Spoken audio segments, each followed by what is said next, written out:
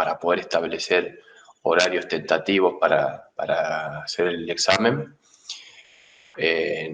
Cuando terminemos la clase subo un link al Moodle para que ustedes se inscriban, ¿sí? Y después cuando sepa quiénes van a rendir el segundo parcial, armo un horario, digamos, para que nos organicemos, ¿sí? Van a rendir de a uno, los que ya hicieron el recuperatorio así ya lo saben, pero para los demás van a rendir de a uno, más o menos entre 15 y 20 minutos cada uno.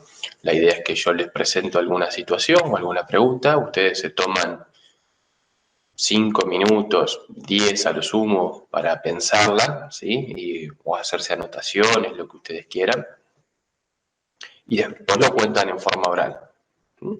Y mientras los van contando, yo voy como preguntando o profundizando sobre lo que ustedes estén explicando, ¿sí? Creo que de esta manera a nosotros como docente, a mí en este caso como docente me resulta mucho más fácil darme cuenta efectivamente si dominan los contenidos o si todavía faltan cosas por afianzarse. Es mucho más flexible el formato oral que el formato escrito y uno puede con más seguridad, digamos, como que el aprobado uno está más tranquilo que es aprobado y el desaprobado uno está más tranquilo que es desaprobado. En el escrito quedan algunas cuestiones libradas un poco a la suerte, porque por ahí se trabaron en alguna pavada en el escrito, no pudieron avanzar, y entonces es un desaprobado, cuando en el oral con una pequeña ayudita, una pequeña guía hubieran destrabado y terminan aprobando, ¿sí? Así que bueno, lo vamos a hacer oral, la cantidad de alumnos lo permite. Los nervios en los orales son siempre un factor, un rol, pero quédense tranquilos de que trato de identificar qué es por nervios y qué es por falta de manejo de los contenidos, ¿sí? Todo lo que esté a mi alcance para que los nervios bajen, podemos intentar aplicarlo, pero bueno, a todos cuando nos evalúan nos ponemos nerviosos, así que quédense tranquilos que sé que eso pasa. Bueno, si no hay preguntas, vamos a arrancar con lo que nos quedaba de termodinámica.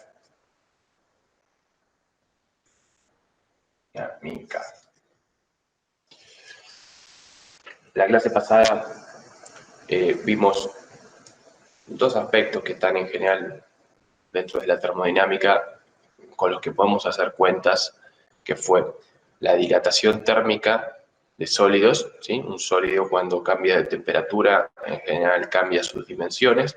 El comportamiento típico es que a mayor temperatura, mayor volumen. Y usamos una expresión que nos permite cuantificar cuánto es ese cambio en las dimensiones. Eso fue una de las cosas que vimos.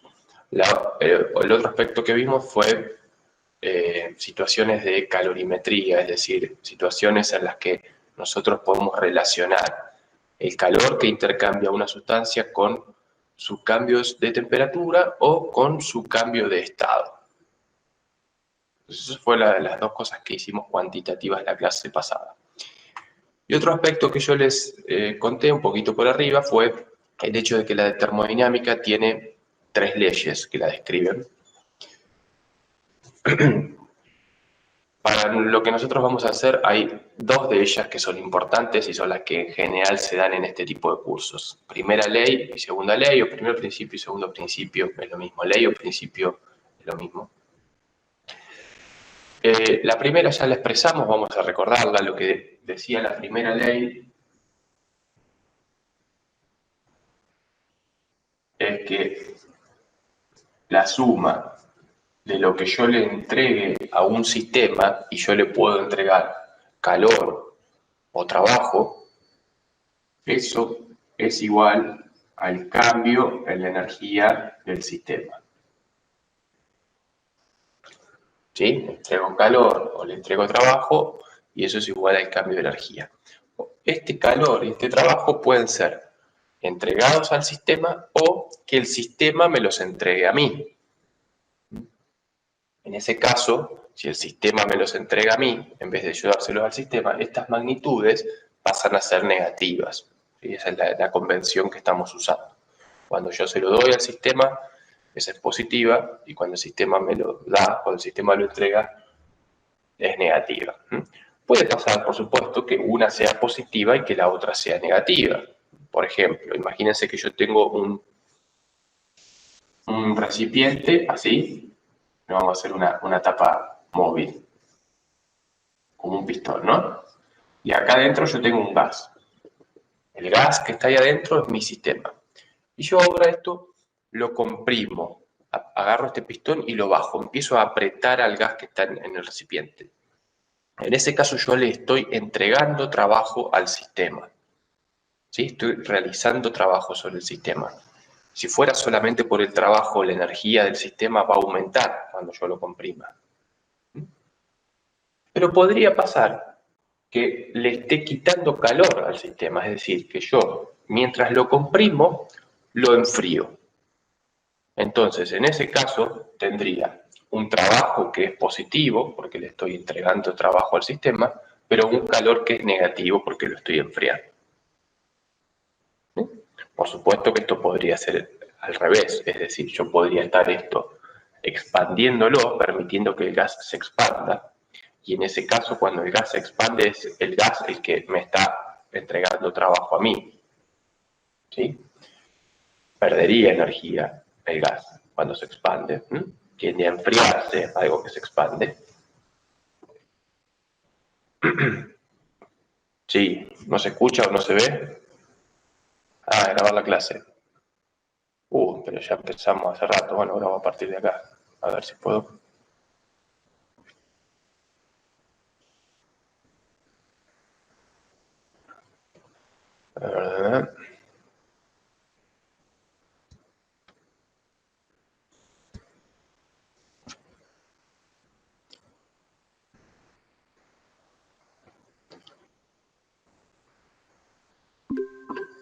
Bueno, ahí está. Aparentemente ya está grabando, Aviso. Bueno, por si alguien ve la grabación y no estaba, estamos hablando de la primera ley de la termodinámica y arrancamos a grabar un poco tarde. Les decía, entonces, que este gas que está acá adentro puede estar expandiéndose, ¿sí? En ese caso, cuando se está expandiendo, está entregando trabajo, ¿sí? Él tendería a perder energía si consideráramos únicamente el trabajo, se enfriaría al expandirse. Pero puede pasar que simultáneamente, mientras esto se está expandiendo, yo le esté entregando calor, ¿sí? Entonces, este sería positivo porque le estoy entregando calor, y este sería negativo porque le estoy sacando trabajo. Entonces, el cambio de la energía podría ser positivo, negativo o cero, dependiendo de cuál de estos dos sea más grande. ¿Sí? Esa, por ejemplo, es una situación que se da en todos los motores, ¿no? Los motores se llaman de combustión, son básicamente los motores de un auto, son básicamente un cilindro que tiene un pistón. Acá adentro se inyecta combustible, se produce la combustión. La combustión se interpreta como un ingreso de calor al sistema, ¿sí? Como lo mismo que si ingresara calor desde afuera. Y ese calor que ingresa se usa, justamente esa energía que ingresa al sistema se usa para levantar este pistón, para expandir al gas. Entonces, de esa manera, el motor está entregando trabajo, ¿sí? Recibe calor y entrega trabajo. No voy a entrar en todos los detalles de funcionamiento de un motor de combustión interna, pero ese es el principio, ¿no? Este motor opera, se dice, en ciclos, es decir, que repite una y otra vez el proceso. Este pistón sube y baja, sube y baja, sube y baja. Cuando uno opera en ciclos, en un ciclo entero, el cambio de energía interna es igual a cero. Entonces, el calor que recibe este sistema es igual al trabajo que entrega. Entonces, se transforma calor en trabajo en un motor.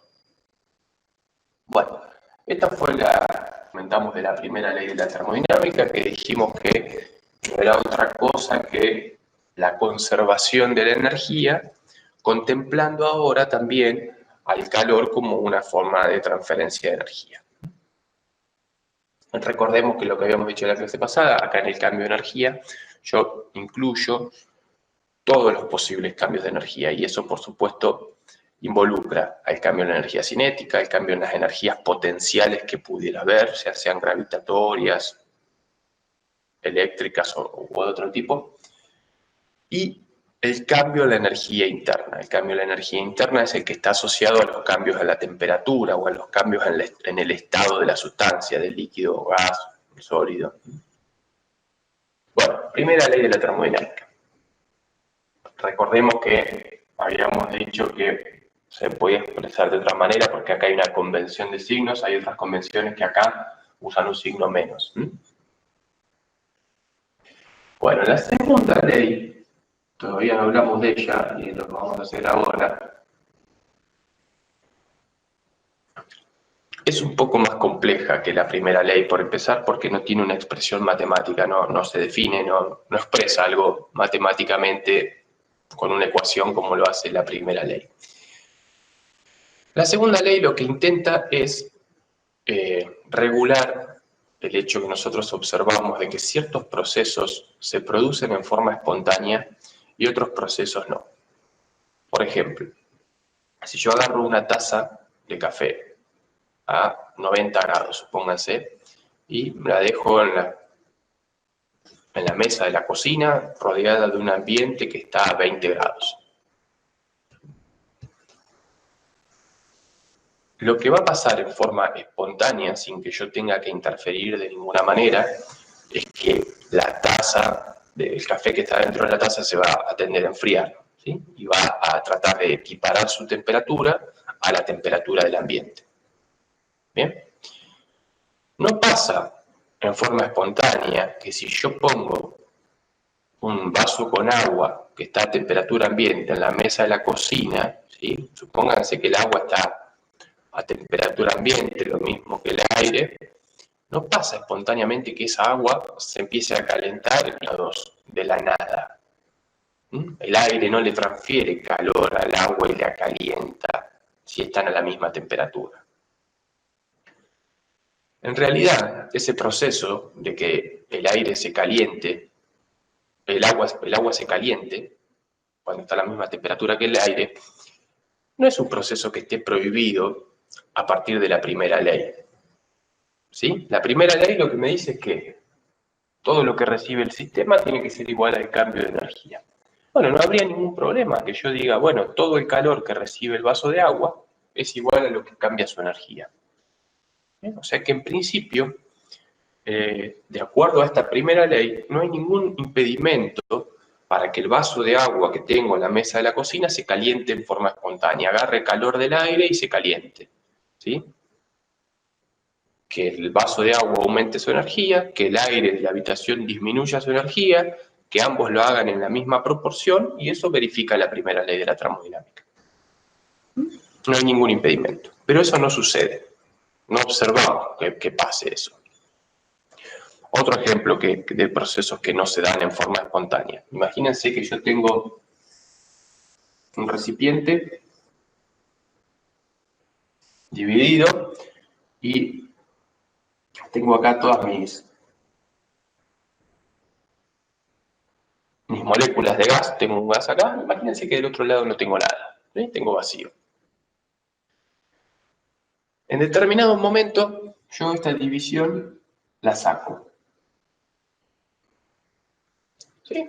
Cuando saco esa división, por supuesto, lo que va a pasar, vamos a dejarla acá,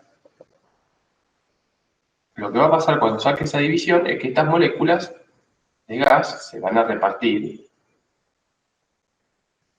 en todo el recipiente y, por supuesto, van a estar moviéndose por todo el recipiente, ¿sí? No pasa, no se observa que pase, que espontáneamente, sin ninguna división y sin que yo haga nada, todas estas moléculas vengan de vuelta solas, todas de este lado, y que no quede nada de aquel. Es decir, sin división ahora, no pasa que esto se ponga de esta manera. Sí, de acá para allá, es decir, sí, si yo pongo esto, pasa a este lado, pero de esto a esto, no pasa de forma espontánea. Exacto, un cubo de hielo que se derrite, eso es lo mismo que el ejemplo del vaso de agua, no se vuelve a hacer un cubito de hielo si yo no interfiero de alguna manera, ¿sí? Si yo lo dejo al sistema en forma espontánea.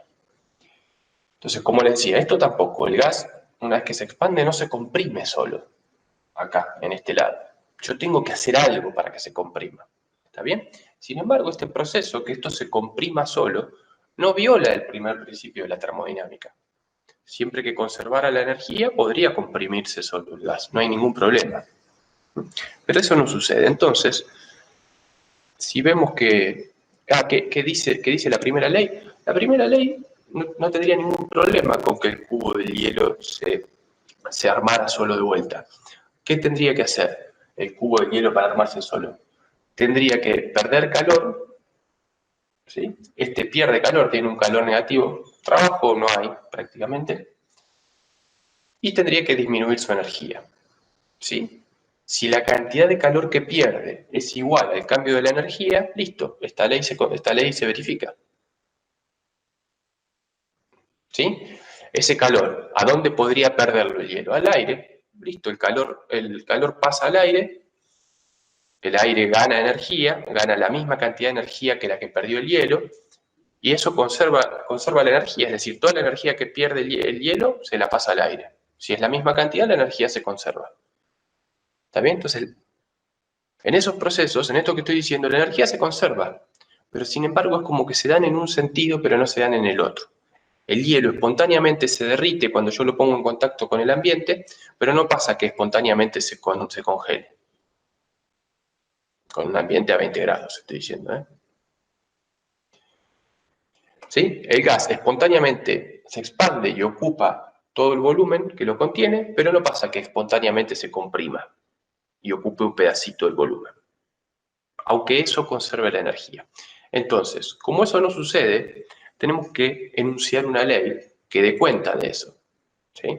Y eso es lo que viene a ser la segunda ley de la termodinámica. Viene a decir qué procesos son válidos y qué procesos no. Se dice, algunas veces se habla como de la flecha del tiempo, es decir, como qué procesos pueden ocurrir en el tiempo, en qué sentido se dan y cuál es el sentido inverso que no está permitido.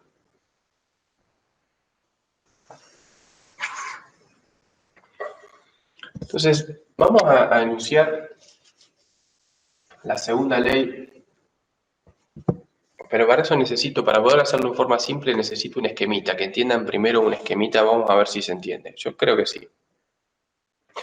La segunda ley tiene dos enunciados que se dan. Los dos son equivalentes, puede usarse uno u otro. Yo se los voy a dar a los dos porque los dos me parece que contribuyen a entender la segunda ley de la termodinámica.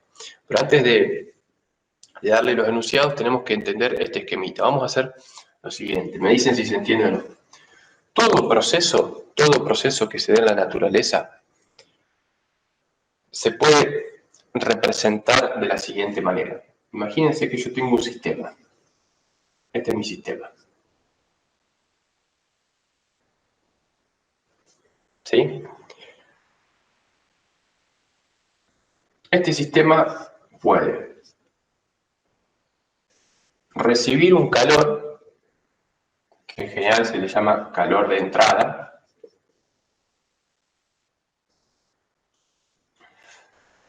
entregar un calor, que se le llama calor de salida,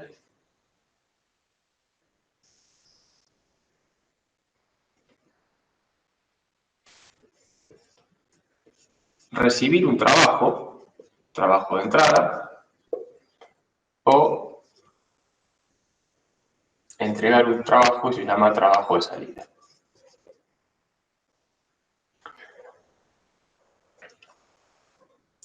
¿Sí? Eso es bastante simple. Tengo un sistema, el que sea, un vaso de agua, un pistón, el cuerpo humano, ¿bien? Cualquier cosa puede ser un sistema, y estas son las opciones.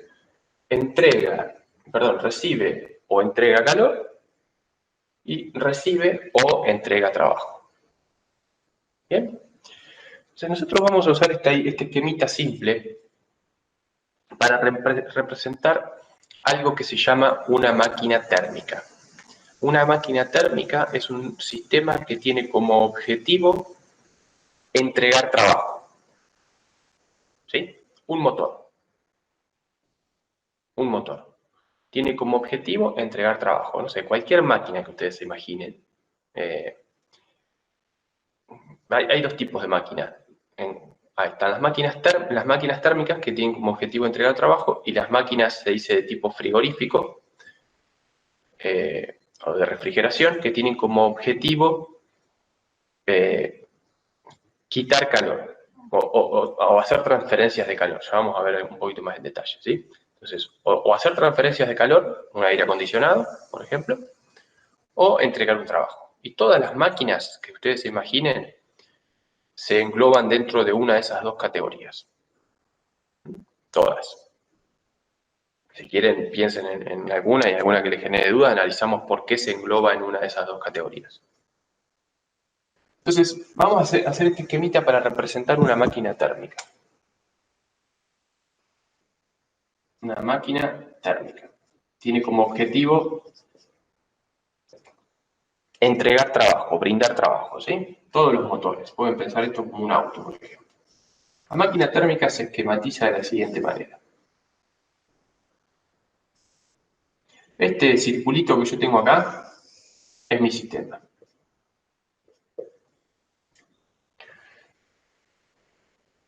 Este sistema recibe un calor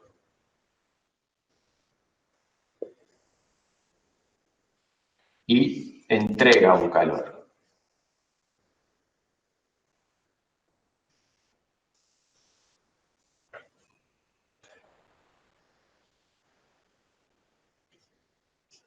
Y lo que hace es brindar un trabajo de salida.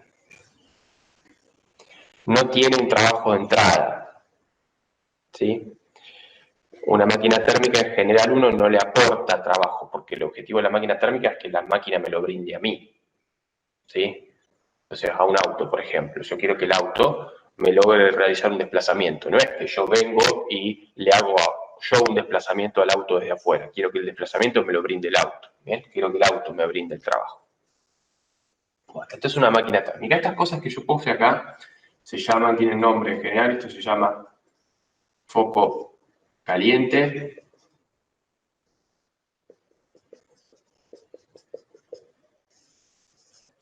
Y foco frío.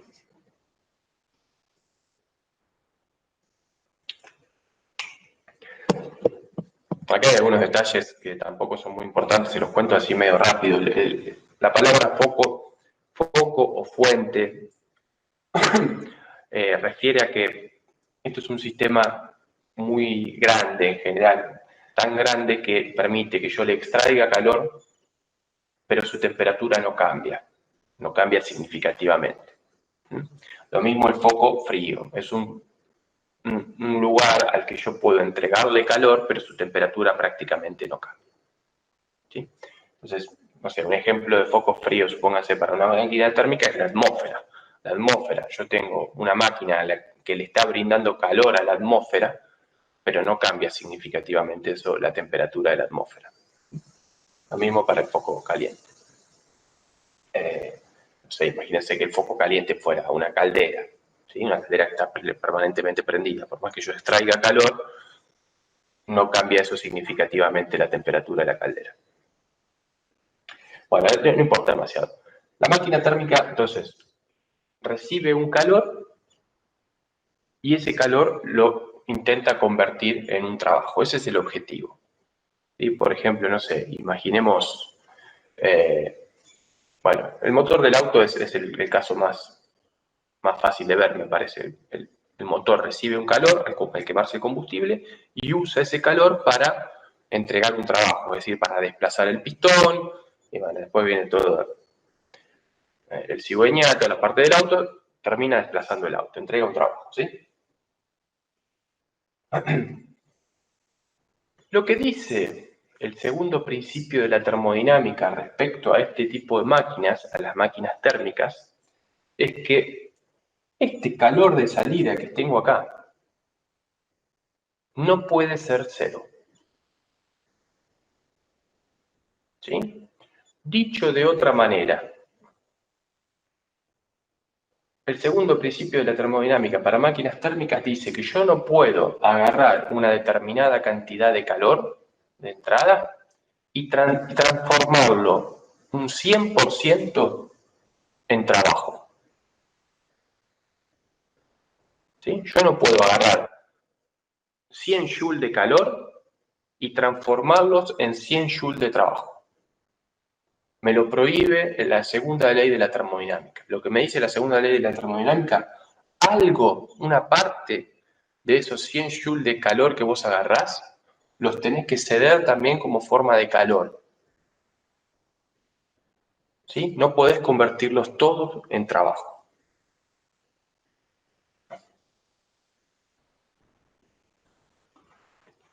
Hay una relación que se llama eficiencia de la máquina térmica, que es la relación entre el trabajo de salida y el calor de entrada.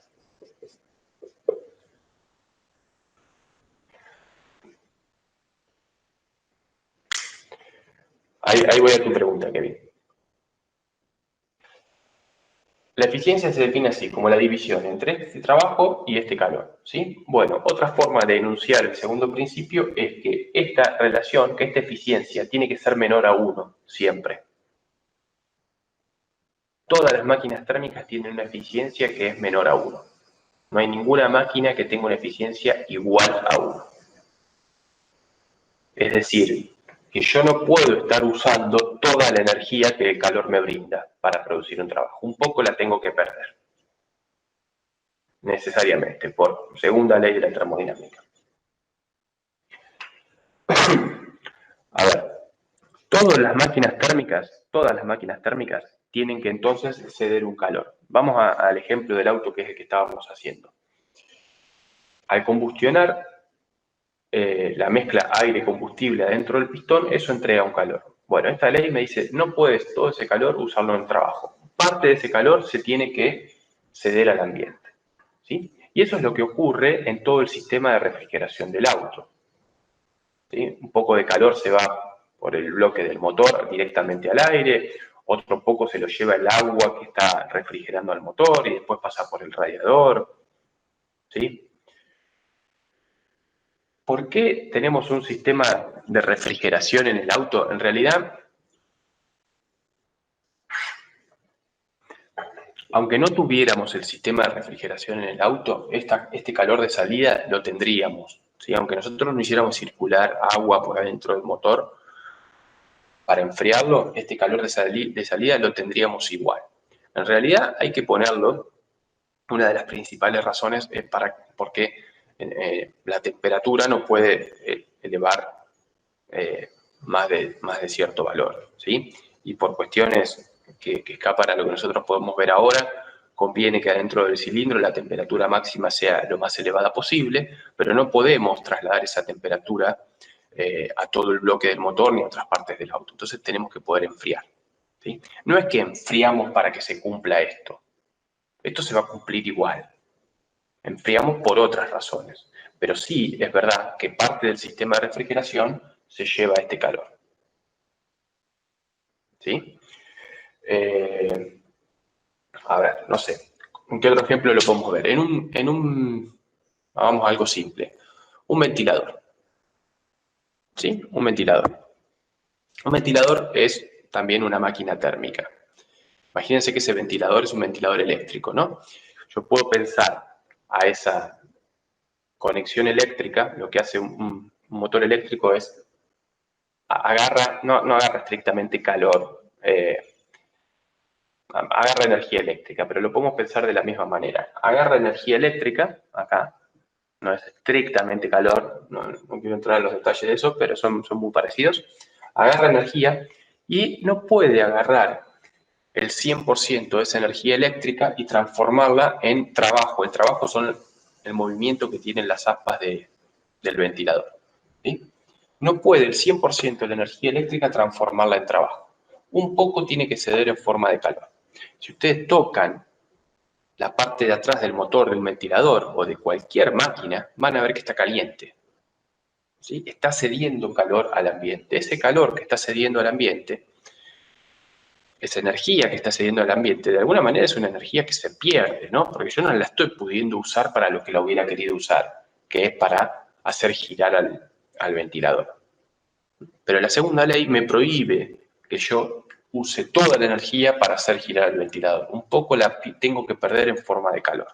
Por supuesto, la idea es perder la menor cantidad posible, ¿no? La idea es que esta eficiencia, cuando uno hace una máquina térmica, que esta eficiencia esté lo más cerca de 1 que se pueda.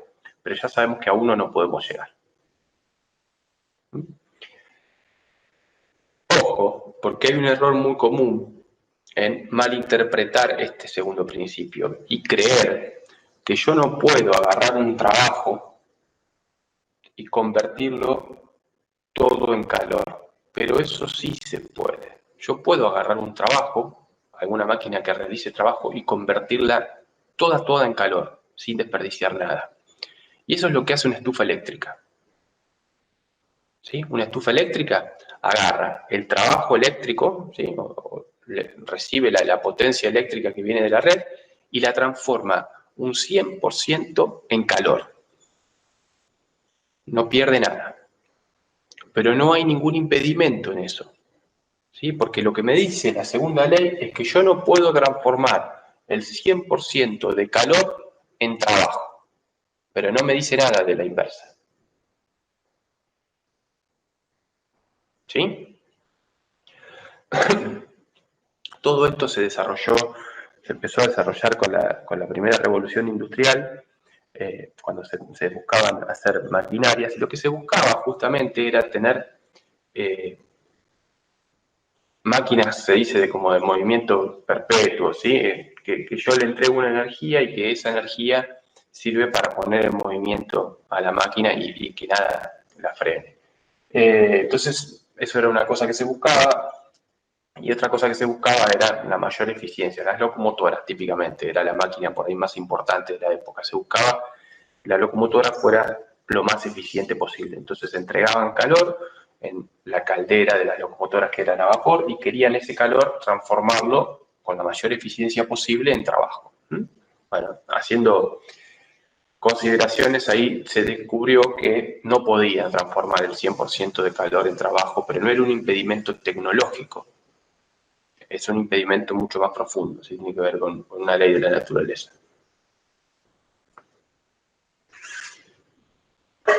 Bueno, esta misma ley, esta misma ley se puede enunciar de otra manera, y lo hizo, se llama enunciado de Kelvin-Planck.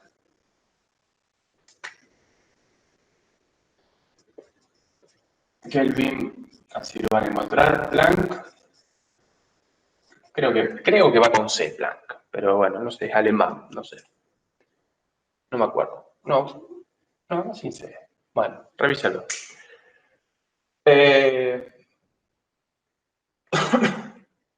Y hay otro enunciado de la segunda ley. No es que sean dos leyes distintas, es la misma, que tiene dos formas distintas de enunciarse, pero tienen las mismas consecuencias. De hecho, a partir de un enunciado puede demostrarse el otro, ¿sí? Cualquiera de los dos.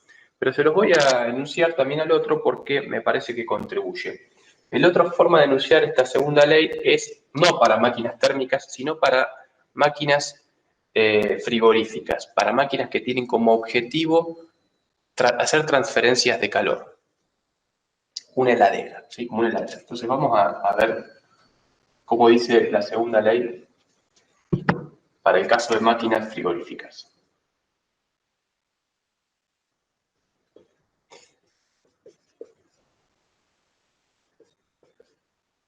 Frigoríficas, refrigerantes, así se llaman. Este enunciado se llama Clausius.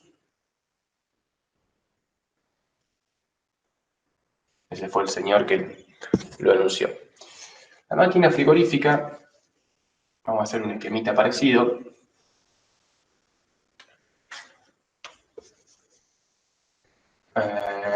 voy a poner, bueno, voy a dejar del mismo lado del foco. Supónganse que yo acá tengo un foco frío. Foco, fuente fría. Y acá tengo un foco caliente.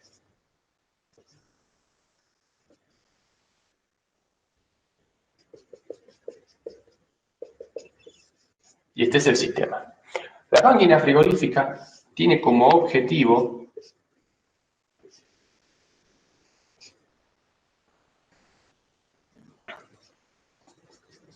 que el calor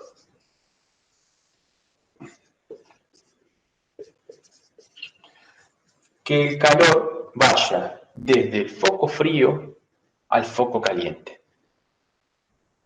¿Sí? Ese es el objetivo. Imagínense una heladera. La heladera tengo el interior de la heladera que está frío, el exterior de la heladera que está caliente. El objetivo de la heladera es agarrar calor desde el interior y llevarlo para el exterior. De esa forma logra enfriar el interior de la heladera. Ese es el objetivo de las máquinas frigoríficas, ¿no? O el aire acondicionado. El aire acondicionado tiene como objetivo agarrar calor que tengo en el interior de la casa, de la habitación, y llevarlo para el ambiente, que está más caliente, ¿sí? Cuando el aire acondicionado ya está en un régimen que está andando, la temperatura interior es más chica que la temperatura exterior, ¿no? Bueno, lo que dice este enunciado es, perfecto, vos podés hacer que el calor vaya de algo frío a algo caliente, pero para eso, sí o sí, necesariamente tenés que entregarle trabajo al sistema.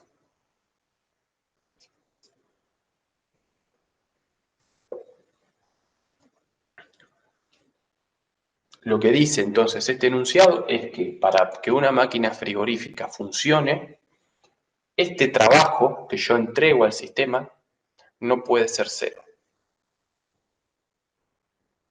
Necesariamente tengo que realizar un trabajo para lograr que haya una transferencia de calor desde una fuente fría hacia una fuente caliente. ¿Sí? Esto explica, por ejemplo, por qué el hielo no se vuelve a armar cuando yo lo dejé arriba de la mesa. ¿Sí?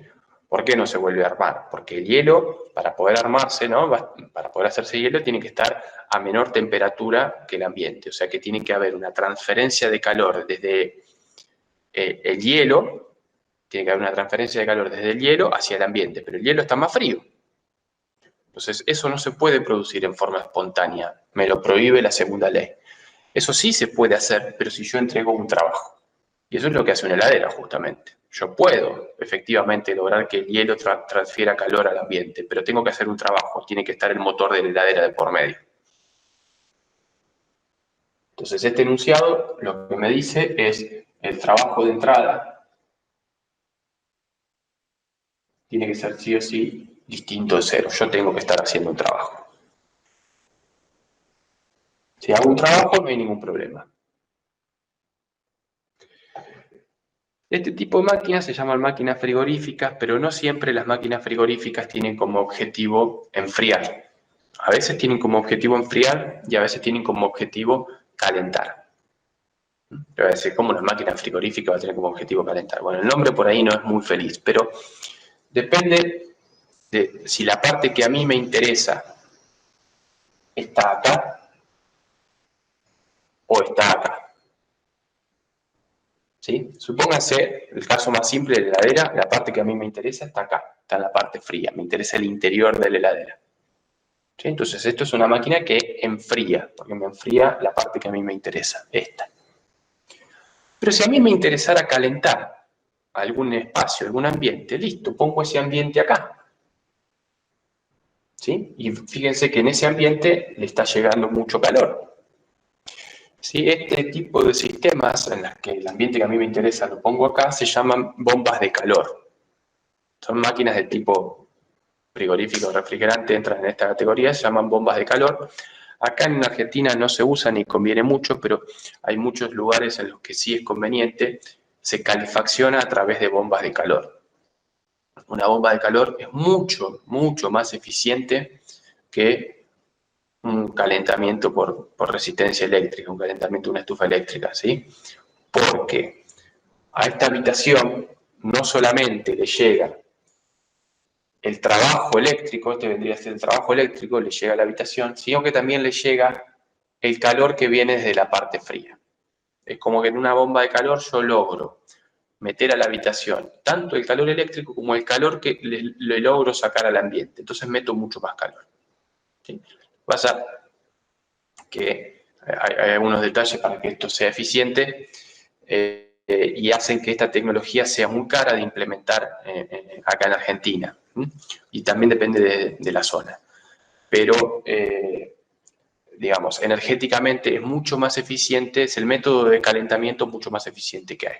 Si hay alguien de ambiental acá, es importante que esto lo tengan en cuenta porque probablemente, muy probablemente, con el desarrollo de la tecnología, pasemos a sistemas de calentamiento que sean bombas de calor, porque se consume mucha menos energía para recibir la misma cantidad de calor, ¿sí? Es mucho más eficiente, pero bueno, por ahora son como demasiado caros. Esto sería básicamente como usar la parte de atrás del aire acondicionado, ¿no?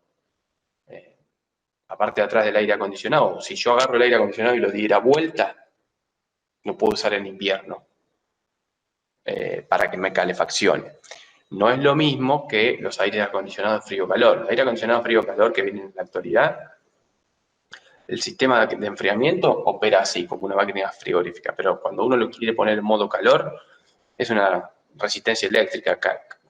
Calienta porque hace pasar corriente por un cablecito, ese cablecito se calienta y un ventilador se lleva el calor de eso. Es lo mismo que una estufa eléctrica. No funcionan como bomba de calor los aires frío-calor que vienen en la actualidad.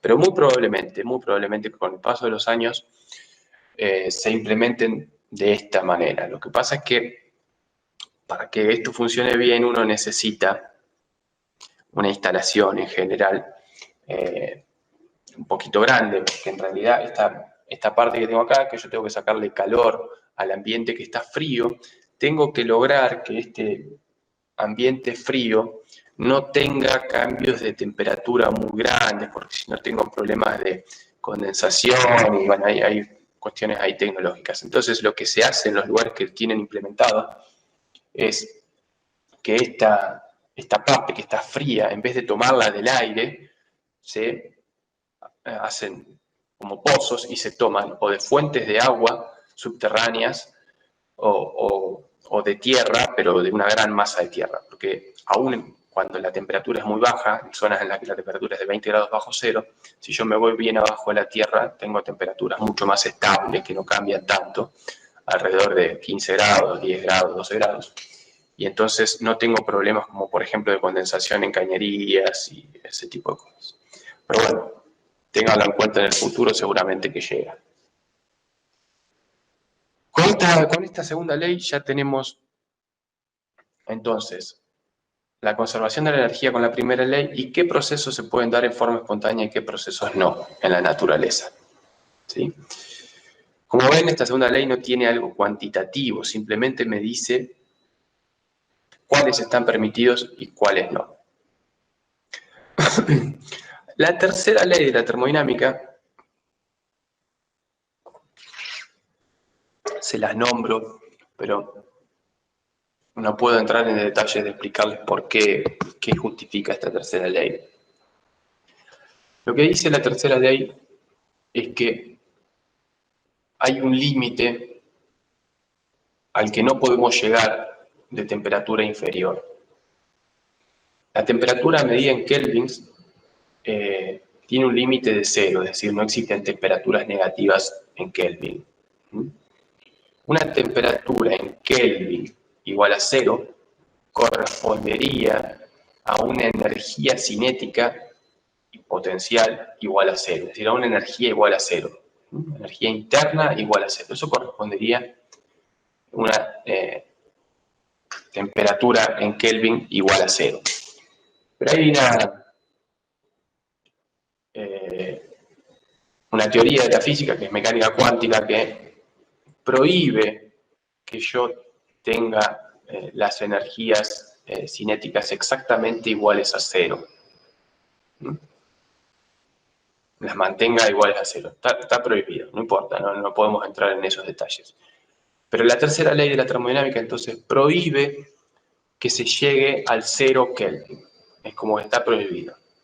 Nada dice de qué tan cerca podemos llegar tan cerca como querramos de 0 Kelvin, pero no a 0 Kelvin. Eso dice la tercera ley. Por supuesto que hay impedimentos tecnológicos para llegar muy cerca de 0, pero esos se van, con el paso del tiempo, se van superando, ¿no? Entonces ahora estamos pudiendo llegar, no estoy muy actualizado, pero creo que a un par de milikelvins, que son las temperaturas más chicas que llegamos. Milikelvin, o sea, 0,0 algo de kelvins. Pero seguramente se llegue a mucho menos de acá a algunos años, pero al 0 está prohibido por ley. Bueno, esas son las 3 leyes de la termodinámica, pero si bien estas leyes me dicen que los procesos tienen que conservar la energía, que el 0 absoluto no se puede llegar, y me dice qué tipo de procesos se pueden dar, nada me dicen sobre de qué manera se dan estos procesos de transferencia de energía, es decir, qué es lo que está sucediendo. Y eso se puede describir un poquito con, hay que hacer bastantes cuentas para poder describirlo con leyes de la mecánica, como algunas de las que nosotros vimos, y haciendo mucha estadística. Nosotros no vamos a poder entrar en esa parte en forma cuantitativa, pero sí podemos hacer una descripción medio cualitativa. En particular, vamos a concentrarnos en cuáles son los mecanismos de transferencia de calor, que ustedes seguramente conocen, han visto. Tenemos 3 mecanismos de transferencia de calor: conducción, convección y radiación. Y es importante que entiendan cuáles son los orígenes, los fundamentos de estos 3 mecanismos de transferencia y cuáles son las características principales.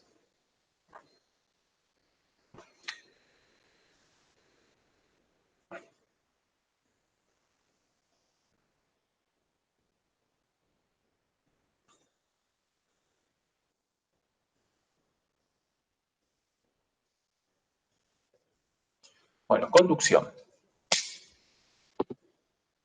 La conducción de calor es probablemente la más fácil de imaginar. Es la que se da en un material. Para que haya una transferencia de calor por conducción, tiene que haber un material. Y se transfiere de una zona a la otra el material, supónganse se transfiere, yo caliento este lado, y se transfiere a lo largo de todo el material hasta llegar al otro lado, y esa transferencia no se da por un movimiento macroscópico del material, es decir, este borrador, ustedes ahí lo ven quieto, ¿sí? Supónganse que yo le caliento este lado. Por conducción, ese calor va a ir transfiriéndose hasta llegar a la otra cara. Y este borrador está quieto, si yo lo pudiera sostener quieto, ¿sí? No es que esa transferencia de calor se debe a un movimiento del borrador. Se diferencia fácilmente de la transferencia de calor por convección. Ahí el calor puede pasar de una parte del material a otra, gracias a que el material se está moviendo. Esto se da en forma muy fuerte, muy marcada en fluidos, por supuesto, porque son los que tienen movilidad. El agua, cuando yo la pongo la olla al fuego, el calor le llega desde abajo, recibe calor en la cara de abajo de la olla y de ahí pasa al agua, ¿no? Que está abajo. ¿Cómo ese calor se transfiere al resto del agua que no está en contacto con la superficie inferior? Lo que pasa es que el agua se mueve. Como el agua se mueve, la que estaba caliente pasa a una zona que está más fría, la que estaba fría pasa a tocar la superficie que está caliente y logro transferir el calor a toda el agua gracias al movimiento del agua. El material se está moviendo. Y lo mismo puede pasar con el aire. un radiador del auto, por ejemplo. ¿Cuál es el mecanismo más eficiente por el cual transfiere calor al ambiente el radiador? Y el radiador, imagínense que está así, y viene el aire y le pega al radiador, ¿no? Y el aire, en su movimiento, logra llevarse ese calor a otra parte, ¿sí? Pero es el movimiento del aire el que logra transferir en forma eficiente ese calor. Por eso el auto, si está encendido pero a baja velocidad o parado, necesita encender lo que le decimos el electro, ¿no? Prende como un ventiladorcito adelante del radiador para que el aire, moviéndose, se pueda llevar ese calor. Cuando el auto anda en la ruta, en general no necesita del electro porque es el mismo viento del movimiento el que se está llevando el calor, ¿sí? Pero ese es el calor, la transferencia de calor por convección.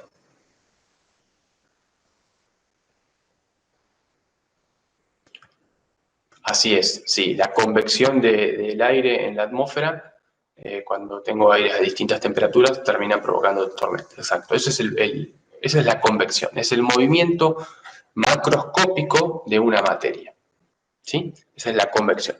Ahora que aclaramos convección, volvamos a la conducción para ver qué es lo que produce la transferencia de calor. ¿Por qué en esto justo no va a ser muy conductor del calor? Pero imagínense que fuera de un material que es muy conductor del calor. Si yo lo caliento de este lado, ¿qué es lo que hace que el calor llegue al otro lado? Si esto no se mueve, ¿cómo es que el calor va pasando de un lugar a otro? Bueno, es que esto está compuesto por átomos o por moléculas, que en realidad sí se están moviendo, ¿sí? Pero se mueven o vibran, si esto es un sólido, vibran respecto a posiciones de equilibrio, y si esto fuera un fluido, se mueven en forma aleatoria, ¿sí? Pero ese movimiento microscópico es el que logra transferir el calor de un lado al otro. Es decir, imagínense que yo tengo dos átomos. De este lado lo caliento, ¿no? Entonces este se empieza a mover fuerte. Pero si este se mueve fuerte, hace que este otro también se mueva fuerte. Es como que este lo golpea y le transfiere energía. Y este al siguiente, y este al siguiente. Entonces de esa manera el calor se transfiere. Pero no hay un movimiento macroscópico del objeto o del material adentro del objeto. Simplemente es un movimiento microscópico. Entonces se diferencian los procesos llamándoles convectivos, son los procesos que están asociados a movimientos macroscópicos de la sustancia, es decir, uno puede percibir cómo se mueve, o movimientos o procesos difusivos. Los procesos difusivos son los que se deben al movimiento microscópico de los componentes de la sustancia. Seguramente en química vieron o van a ver lo que es la difusión. Bueno, la difusión afecta a la transferencia de calor. La transferencia de calor por conducción se origina en procesos de tipo difusivo. Procesos que se deben al movimiento microscópico de los componentes de la sustancia. La convección se debe a procesos de tipo convectivo, que están asociados a movimientos macroscópicos de la sustancia. Bien, ambos mecanismos de transferencia de calor requieren de un medio, de una sustancia. No pueden transferirse en el vacío. Requieren de una sustancia. ¿Qué tan eficientes son esas sustancias para transferir el calor por estos distintos mecanismos? Por supuesto que depende de la sustancia. Respecto a la convección, podemos decir que los gases y los líquidos son en general muy buenos conductores de calor por convección, porque tienen una gran movilidad, pueden tener una gran movilidad. Por conducción ya depende del material y podemos hablar de buenos conductores y malos conductores del calor. Hay algunos que sabemos si son fácilmente identificables como malos o buenos conductores. Los metales en general son buenos conductores del calor.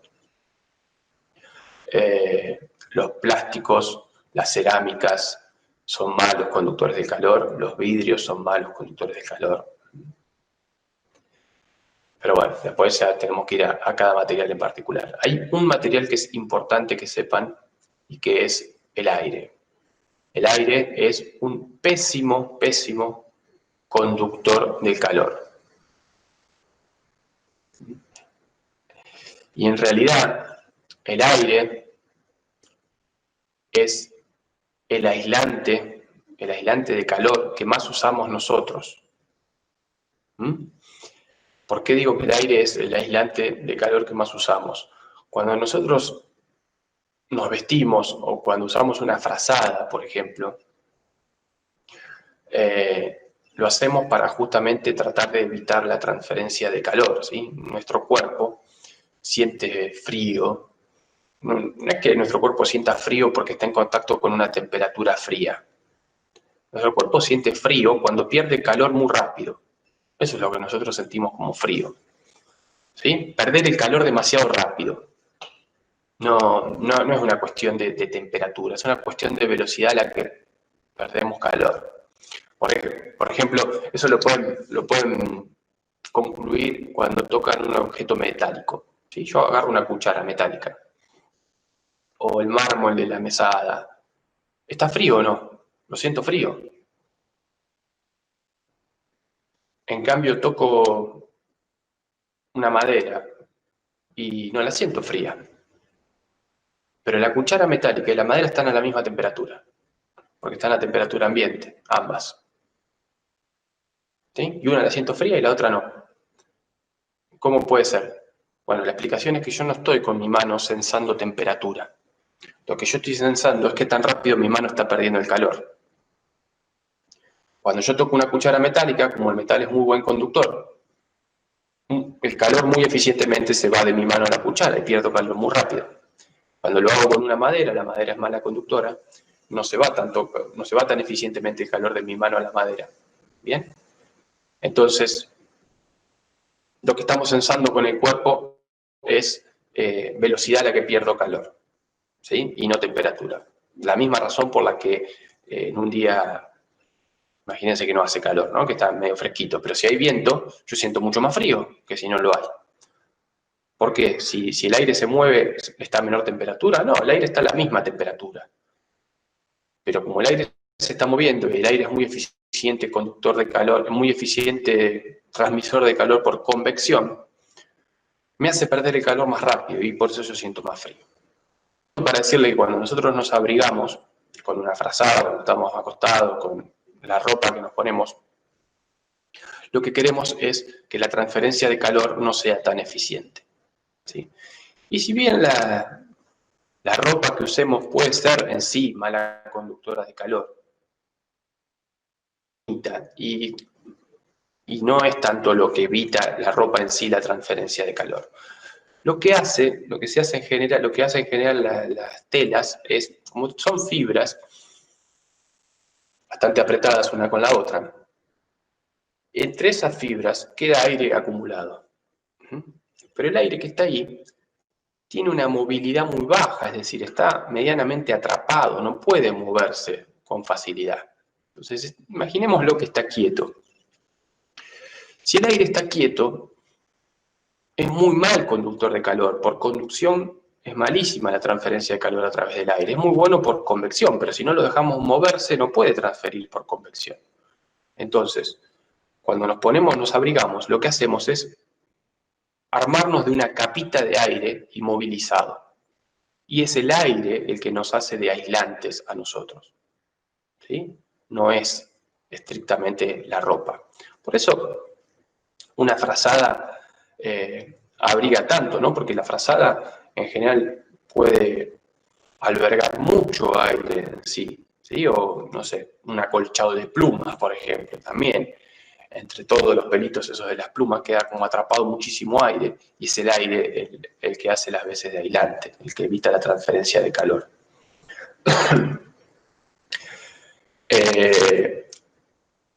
Los vidrios, las ventanas de vidrio doble, ¿sí? Que uno se pone vidrio, aire, vidrio. Con la construcción de las paredes, cuando tenemos los ladrillos huecos, ¿sí? Los ladrillos huecos usan un poco de ladrillo, una cámara de aire, otro poco de ladrillo. Hay otros que tienen otra cámara de aire y otro poco de ladrillo. Son muy buenos aislantes térmicos, porque el aire que está en esas cámaras tiene muy poca movilidad. Entonces casi no puede transferir por convección. Y como es muy mal conductor, la transferencia de calor es muy mala. Eso, si tienen la posibilidad de, un día ahora ya no, pero en invierno. Bueno, en verano también se hace más calor afuera que adentro. De tocar una pared de ladrillo que no sea hueco, frente a una pared de ladrillo hueco, van a ver que la transferencia de calor es muy distinta. ¿Sí? Es el aire el que hace las veces de aislante. Pero tenemos que lograr que el aire se inmovilice, porque si no, sonamos. Por eso, por ejemplo, es muy común que los abrigos, las camperas de abrigo tengan una capita hecha por algún material que albergue mucho aire, una guata, algo, bueno, pluma ni hablar podría ser. Y después suele venir una tela tipo nylon, como de los rompevientos, que tiene las fibras mucho más, si bien es finita, muy finita, tiene las fibras mucho más apretadas. Entonces, de esa manera, esa última capita lo que evita es que si hay movilidad de aire, me barra con el aire que yo tengo atrapado en esta guata, ¿sí? Por esa misma razón, en general, a una frazada, para que resulte bien abrigada arriba, hay que ponerle otro tipo de tela para que evite la movilidad del aire. A ver, ¿qué decías? Matías, un experimento muy común en fisicoquímica es el alambre de cobre con cera de velas y clips de metal. Sí, el cobre es terriblemente buen conductor de calor, así que es muy fácil ver la transferencia de calor por conducción a través del cobre.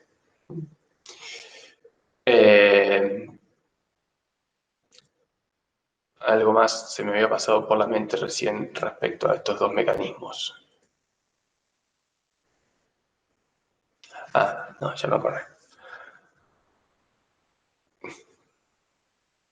Vamos al último mecanismo y después les hago un comentario que engloba los tres. El último mecanismo es la radiación. La radiación es completamente distinto a los otros dos porque no requiere de ningún material para que se transfiera calor por radiación. ¿Sí? Ningún medio. Si yo quiero que el calor pase de acá hasta acá, por radiación no necesito que entre esos dos puntos haya ningún material. Con los otros dos mecanismos, sí. Yo quiero que el calor vaya de acá hasta acá. Por conducción tiene que haber algo desde acá hasta acá. Y por convección tiene que haber algo que viaje desde acá hasta acá. Entonces, es distinto a los dos, primero en ese sentido. Y después, también es distinto a que el ente físico que transfiere esto no es el movimiento de materia, no es el movimiento de algún objeto que tenga masa, sino que se transfiere a través de ondas electromagnéticas. Nosotros no vemos en esta materia ondas electromagnéticas, pero creo que todos saben de qué hablo, si me refiero a ondas electromagnéticas. La luz está constituida por ondas electromagnéticas. Entonces, la energía que a nosotros nos llega a través desde el Sol acá es a través de un mecanismo de radiación, ¿sí? No hay otro. Desde el Sol, al menos hasta la superficie de la atmósfera, ¿sí? Hasta la capa más alta de la atmósfera, viene exclusivamente por radiación, porque entre el Sol y el planeta Tierra no hay ninguna sustancia como para que venga por otro mecanismo. Por supuesto que hay muchas expresiones para cuantificar la transferencia de calor por radiación que nosotros no vamos a ver. Simplemente es importante que tengan en cuenta que no requiere de ningún material, que depende mucho de las propiedades de esta onda electromagnética, el calor por radiación. No tiene ni siquiera que ser visible. Parte de la radiación que nos llega del Sol es visible, pero una gran parte de ella tampoco la podemos ver, ¿sí? Nos llega radiación que se dice que es del infrarrojo y radiación que es ultravioleta y un poquito más allá. Y esas no las podemos percibir, pero igual podemos absorberlas, ¿sí? El calor por radiación se absorbe dependiendo de esta, se llama longitud de onda, qué color tenga la radiación, ¿sí? Color entre comillas, porque color se le dice a la parte visible, pero bueno, si es infrarrojo, visible, ultravioleta, si la absorbemos o no la absorbemos, depende entonces de la longitud de onda, depende del material. Y ustedes probablemente la analicen cuando vean muchos procesos biológicos de fotosíntesis, diseño de invernaderos, por ejemplo. Cuando vean el efecto invernadero en la atmósfera, seguramente es un tema que trabajan en ambiental. Y eso depende mucho de la transferencia de calor por radiación. Pero bueno, no vamos a poder ver los detalles de eso. Si alguien tiene dudas o quiere que profundicemos con eso, yo no tengo problema, me pregunta y lo hacemos, pero no van a formar parte de esta materia, ¿sí? Simplemente la descripción de los tres métodos es lo que vamos a ver. Hay sustancias que frente a la radiación son como espejos, ¿sí? Son reflectores de la radiación. Los metales en general son muy buenos reflectores de la radiación, no la absorben, sino que la reflejan. Por supuesto, un poquito absorben. Pero entonces, eso se los digo para comentarles cómo es que logra aislar un termo, cómo funciona un termo. Un termo lo que busca evitar es la transferencia de calor, ¿no? Desde el interior al exterior. Ese es el objetivo del termo. A veces se usa el termo para albergar sustancias más calientes que el ambiente y otras veces para albergar sustancias más frías que el ambiente. No importa, el termo tiene como objetivo que la transferencia de calor entre el interior y el exterior sea la mínima posible. Entonces veamos cómo busca eliminar la transferencia de calor por los distintos mecanismos el termo. ¿Cómo está construido? El termo típico. Los de mate ya están construidos así como yo les voy a contar.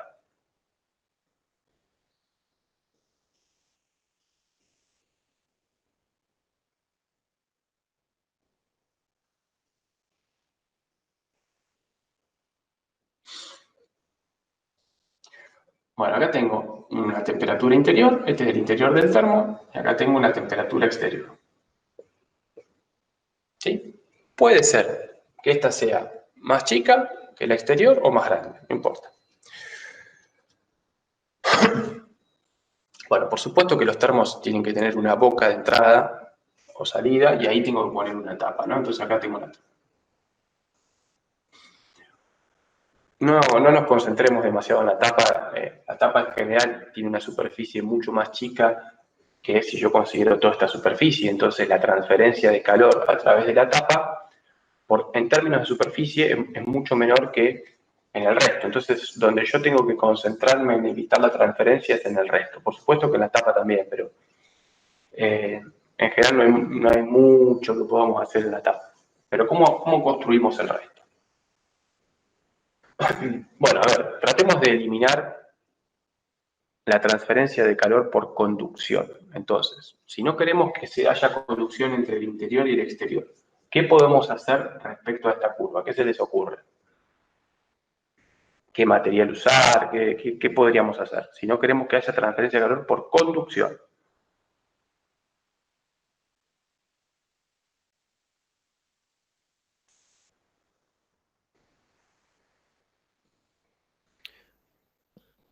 ¿Podés repetir algo, por favor?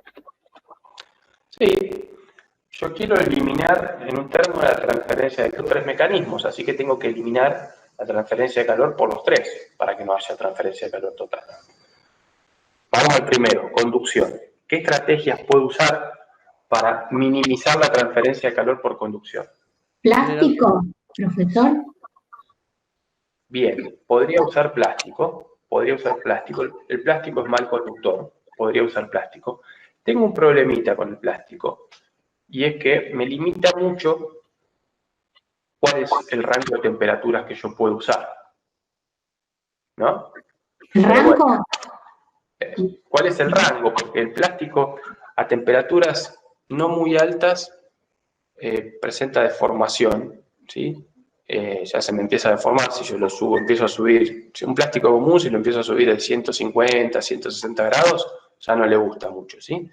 Si uso teflón, que es un tipo de plástico, hasta los 200 va, pero más allá no.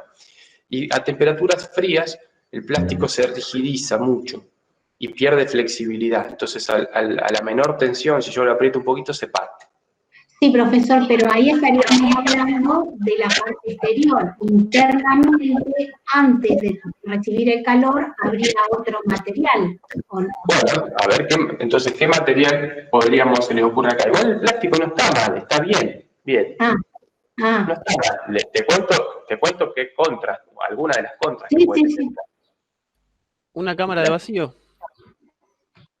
Bueno, ahí ya te está yendo un poquito más, porque de una cámara de vacío, el vacío está acá. Ahí entre esas dos hay vacío. Pero eso no si yo este material que tengo acá es un conductor buenísimo, igual el calor va a ser así. Viene a este material, viene acá, se viene por acá afuera y de acá se va. Y si yo le pongo una cámara de vacío en el medio, no pasa nada. ¿Sí? Porque le conviene. Si yo esto lo hago de cobre, viene por acá el calor y no tiene que pasar por el vacío. ¿Sí? Entonces, antes de una cámara de vacío, lo que hay que hacer es que este material que sea acá sea un muy mal conductor del calor. ¿Sí? Entonces, el plástico puede ser. Lo que hacen los termos, por ejemplo, que nosotros usamos cotidianamente, algunos de ellos es este material, es vidrio. Claro, yo decía porque el termo mío es todo una sola pieza de metal y pareciera que tiene un vacío entre medio de las dos capas. Bien, sí, esos son otros termos, que este material es inoxidable, ¿no? El inoxidable es metal, pero es un muy mal, si bien es metal, es muy mal conductor del calor, el inoxidable. ¿Sí? Entonces, de vuelta, la estrategia primera es poner acá un mal conductor de calor. El inoxidable lo es mal conductor de calor. No tanto como el vidrio, pero es mal conductor igual. Bien, entonces la primera estrategia para evitar el calor por conducción es en la cara interna poner un mal conductor de calor y en la cara externa poner un mal conductor de calor. Primera estrategia. Yo lo hice con dos caras, pero esto podría ser un mismo material todo relleno, ¿no? Lo que pasa es que si este es todo un mismo material todo relleno, por mal conductor que sea, algo pasa por ahí. Entonces, como decía Kevin, para evitar que pase del todo, lo que se hace acá es, entre estas dos caras, esto se le pone vacío. ¿Sí? Porque si acá hay vacío, a través de esto, es decir, por acá, no puede haber transferencia de calor, ni por conducción ni por convección.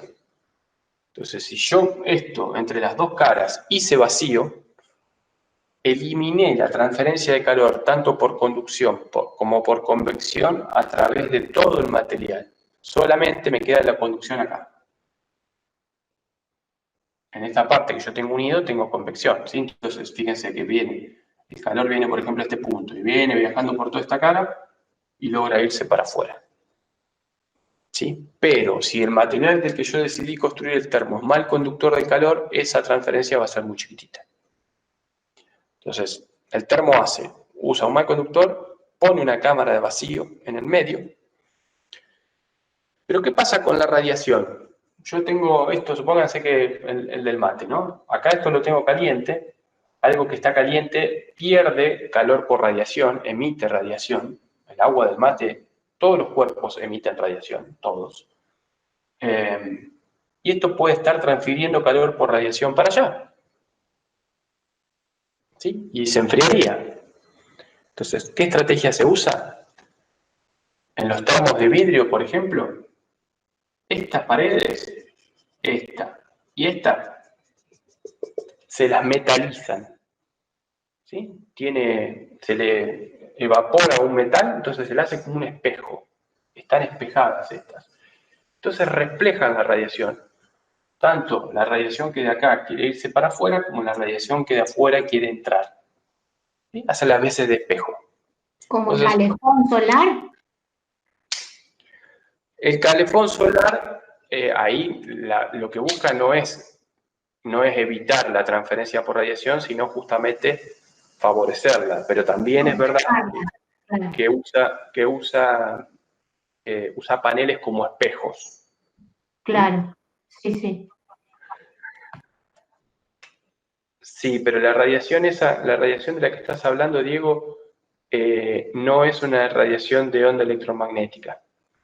La radiación que se evita con el plomo en general es... igual no...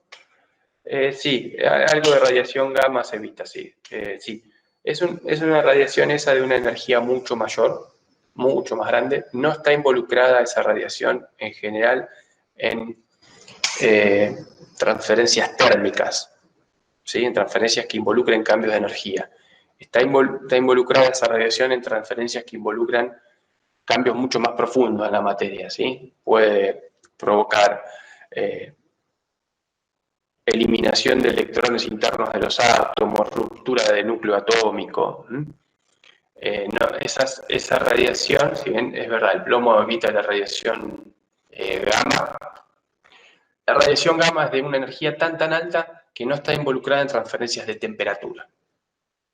Uno agarra, por ejemplo, un material radioactivo, cualquiera, no sé, del que hayan escuchado hablar o hayan hablado, el sodio 22, por ejemplo, y tengo el material radioactivo y está emitiendo mucha radiación, pero no porque esté caliente, no porque tenga una temperatura alta, sino porque es un material que es inestable nuclearmente. ¿Bien? Entonces, esas radiaciones, si bien es radiación, que parte de esa radiación está compuesta por ondas electromagnéticas, no está involucrada en cambios de temperatura, que son de mucho menor energía. La temperatura está asociada a vibraciones y rotaciones de los componentes de la sustancia, no a cambios en su estructura nuclear. Al menos la que ustedes van a trabajar. Bueno, entonces se metaliza. Este proceso de metalizado en los termos de vidrio es obligatorio, y justamente en los termos de inoxidable eso ya viene porque el material es inoxidable, ¿no? Entonces, el inoxidable ya evita la transferencia de calor por radiación. ¿Qué problema pueden presentar los termos de inoxidable, que lo deben haber experimentado? Si en algún momento se pincha en algún lugar esta cámara de vacío que tiene el termo inoxidable, esto se llena de aire, ¿sí? Y cuando se llena de aire, ya pasa a ser un muy mal aislante, y ustedes van a notar cuando agarren el termo desde afuera, si le ponen agua caliente y agarran el termo desde afuera, que la superficie de afuera está caliente. ¿Sí? Si la superficie de afuera está caliente es porque el calor desde el interior está llegando hacia el exterior. Y ahí eso lo que quiere decir es que se pinchó. Y hay básicamente dos puntos más probables donde se debe haber pinchado. Uno es acá arriba, y el otro, las de inoxidables suelen tener las botellitas así. Por supuesto, depende de cómo esté hecho el termo. Les digo los más comunes. Y acá también hay una soldadura. Acá abajo también hay una soldadura. Y si se pincha en alguno de los dos lugares, entra aire y ya sonamos, no nos sirve más. Tendríamos que hacerle vacío y volver a soldarlo. Los de vidrio este problema no lo presentan porque cuando se pincha se parte todo el termo. Entonces no es que carezca este problema, es que nos damos cuenta enseguida de que se le rompió el termo. Pero bueno, entonces los tres mecanismos están minimizados en este tipo de sistemas, ¿sí? Por supuesto, no lo podemos eliminar del todo. No podemos evitar que haya algo de transferencia. Primero, a ver, ¿qué limitaciones hay? Esta sustancia, por más conductora que sea, algo de calor conduce por acá. Por la tapa tenemos mucha transferencia de calor en general porque no está súper minimizado. En la tapa lo que más nos interesa es que podamos sacarla con facilidad, que nos sirva para vertir el agua, ¿está bien? Después, el vacío que tenemos acá, por bueno que sea, no es un vacío perfecto, o sea que algo de transferencia vamos a tener a través de las paredes, ya sea por conducción o convección, ¿sí? Porque en general va a haber algo de gas ahí, tenemos transferencia de calor por convección. Y por último, por metalizadas que estén estas paredes, no son espejos perfectos y algo de radiación entra y sale. Entonces, también tenemos transferencia de calor por radiación.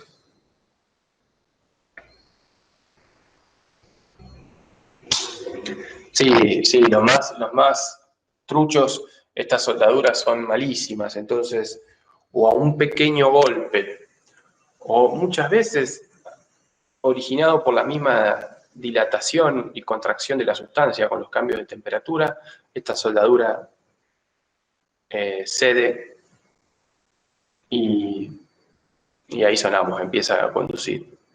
Cuando esto se llena de aire, eso transfiere muy bien el calor.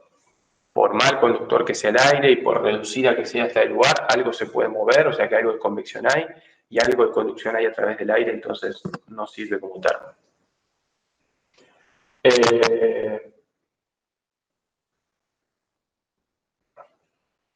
Bueno, nada, creo que eso era todo lo que les quería comentar de estos tres mecanismos. Para quienes sigan ingeniería el año que viene o cuando hagan física para ingeniería, vamos a trabajar estos mecanismos en forma cuantitativa también. Hay leyes que permiten caracterizar en forma cuantitativa los tres mecanismos.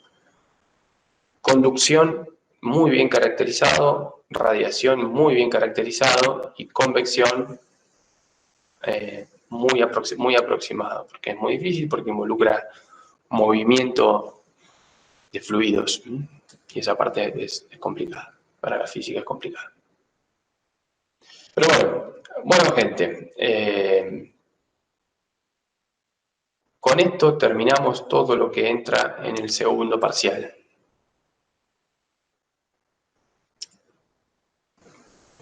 Fluidos y termodinámica. Nos queda un tema más que vamos a comentar después del segundo parcial, que va a entrar para el final, que son algunos fundamentos de electricidad. Pero bueno, nada más. ¿Hay algo que quieran que revisemos, que veamos, que se hayan dado cuenta en este tiempo que querían preguntar, tanto de fluidos como de termodinámica?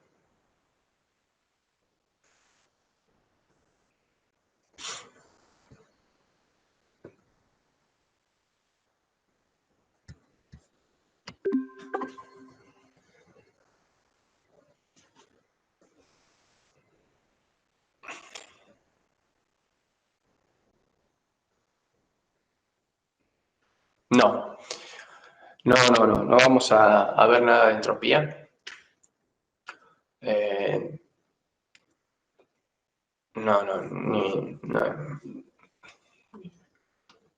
No quiero ni hacerles ningún comentario sobre entropía porque cualquier cosa que diga va a estar muy tirada de los pelos porque hay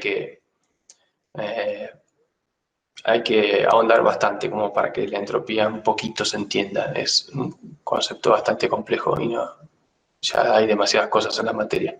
O sea que si se encuentran entropía en el libro, desde ya léanlo como dato curioso, pero no como algo que vayamos a evaluar,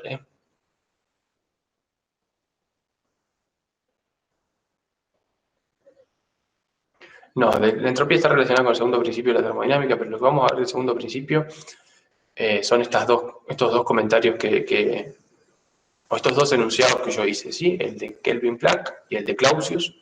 Poder entender qué es una máquina térmica, poder entender qué es una máquina frigorífica, ¿sí? Y qué dice la segunda ley de la termodinámica respecto a los procesos que se dan en máquinas térmicas y en máquinas frigoríficas, ¿sí?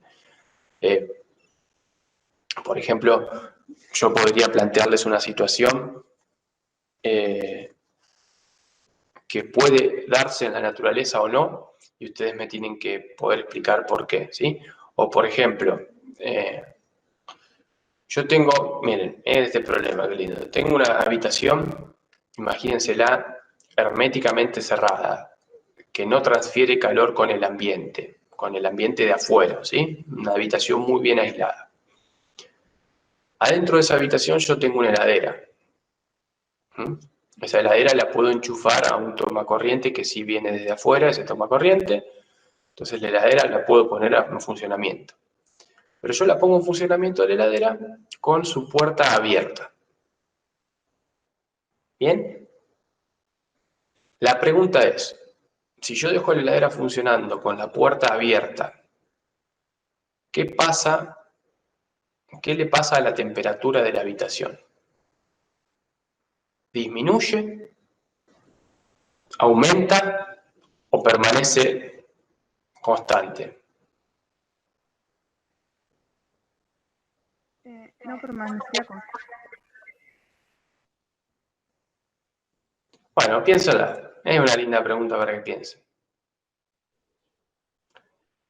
Tienen que involucrar a ambas leyes de la termodinámica para poder responderla.